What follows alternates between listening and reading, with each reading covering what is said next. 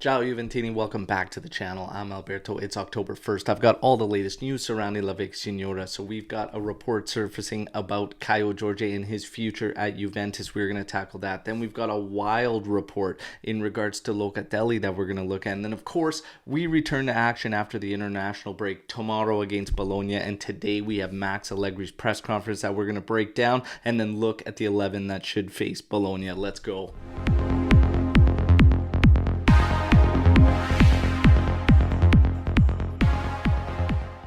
Alright, Juventini, friendly reminder to like the video and subscribe to the channel. Alright, now without further ado, let's get into it. Before we get straight to the news, though, we've got a birthday to celebrate, and that is of ex-striker for Juventus, Mirko Vucinic. It's his birthday today. He was instrumental in the start of our revolution and that reign of dominance for a decade there.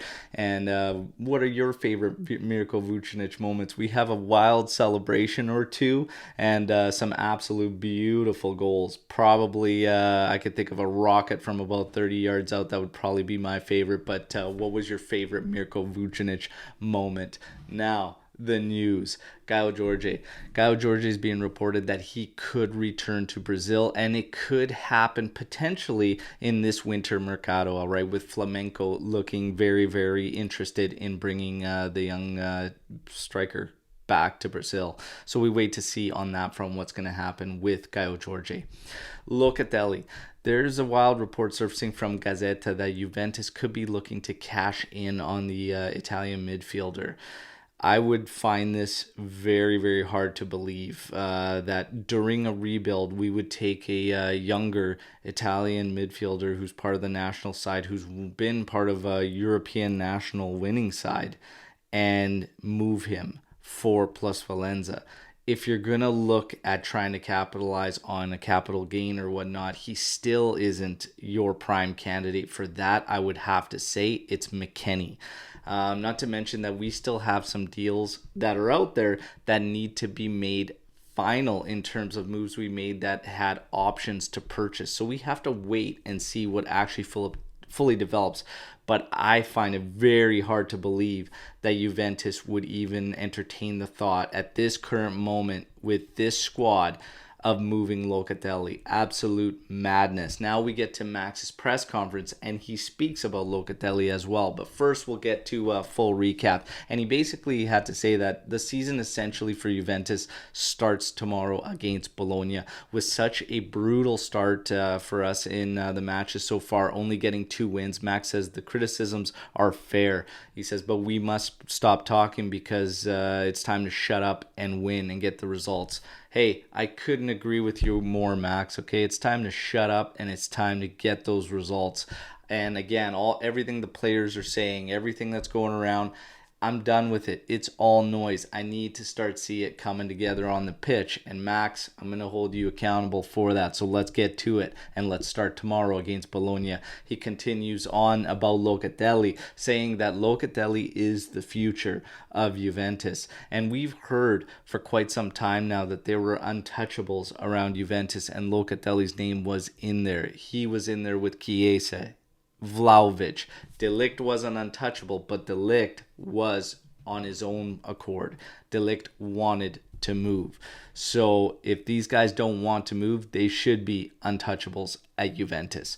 In terms of Bonucci and everything that was going around with Allegri and Bonucci getting into it after that Monza match and whatnot, Allegri basically just responded to this, saying that Bonucci sitting out against Monza was planned and that there was no altercation and that there was no issues between the two, and that was planned to go down. So there you have it. Ultimately, very, very straightforward press conference from Max Allegri, all right? It basically has to be a win tomorrow, and they have to start righting the ship and getting these results. He's got a full lineup. He talks about that as well, outside of Chiesa, Pogba, and, of course, Di Maria. So he says outside of those three, he's got his full squad.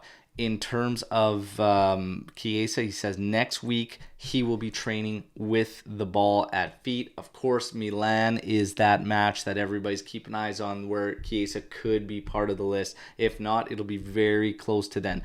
Paul Pogba. Pogba has not started running according to Max Allegri. So again, his date was October 21st.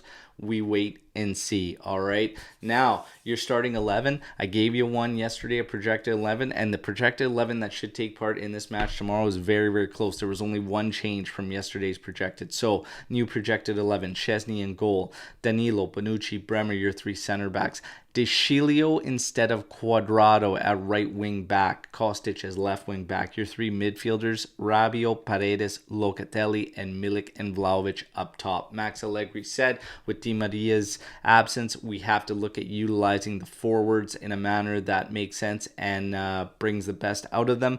But it's more important about attitude, and that's with him going with this 3-5-2, utilizing Milik and Vlahovic, getting the most out of their forwards in Di Maria's absence. So when Di Maria returns, will we stay in a 3-5-2? That would lead you to believe we're not, but let's wait and see what happens. Everybody, that's your news break to October 1st. Don't forget, tomorrow morning, we're live at 8:30 a.m. Eastern Time as we get hyped up for Juventus and Bologna. Make sure you're here and join us and get hyped up with us, all right? We're happy to be back from the international break, so make sure you're there with us. And don't forget to drop all your comments, questions, thoughts, opinions on the video to this one, and I can't wait to mix it up with you. Until tomorrow's live, fino alla fine, forza Juve, ciao tutti.